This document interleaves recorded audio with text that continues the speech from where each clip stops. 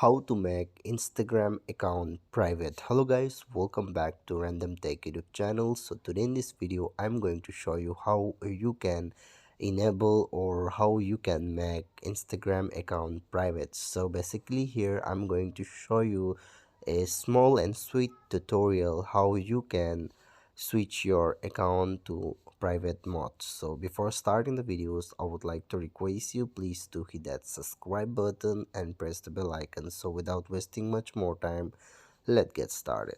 So guys, let me just get inside my official Instagram account, and then here this type of interface will be pop up. So what you need to do here is that you have to just tap on the profile icon on the bottom right corner here.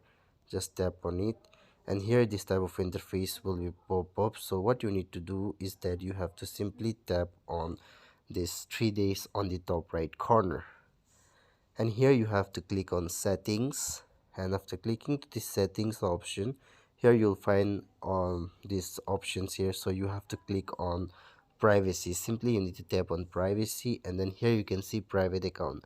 So you just need to tap enable this. You can see switch to personal account, so switch to private account. It's done. So this is how you can do it. I hope this video is absolutely helpful for you. Thanks for watching.